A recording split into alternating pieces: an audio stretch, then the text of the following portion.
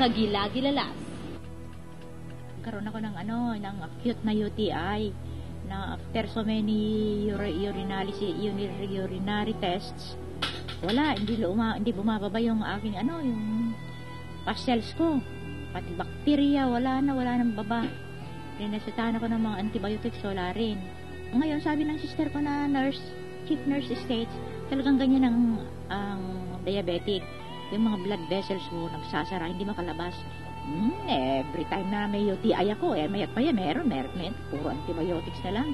Yun, nawawala rin, pero it takes time. At saka walang lumalabas. Ibig sabihin, yung dumi, hindi nakakalabas. Naiipon na lang doon. Yun. Ngayon, uminom na ako ng Glow Herbal. Siguro after a week of drinking Glow Herbal, naku, maniwala ka, nandidiri ka talaga. Yung pus cells na lumalabas, ay! Sabi ko, Diyos ko, ganito pala kadumi ang loob ko, puro pala nana. Tumakbo ako sa doktor. Sabi naman niya, magpasalamat ka at tanggal lahat yan. Kung hindi, magpo-form into something else. Doktor na yan, ha?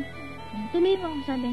Kasi with all the antibiotics na kinukuha ko, wala namang, ka na. Noon, payat ng misis ko. Akala ko mamamatay na. Pero awa ng Diyos nung nakainom ng Glow Herbal, ngayon masigla na. Perhaps it is with the help of Glow Herbal na nag-dilate siguro yung blood vessels ko. Linabas lahat yung mga naipon na pus cells, lahat na ng dumi. So after the 5th urinalysis, bumaba na yung pus cells ko, naging 5 to 10 na lang. Samantalang noon, 2 numerous to count.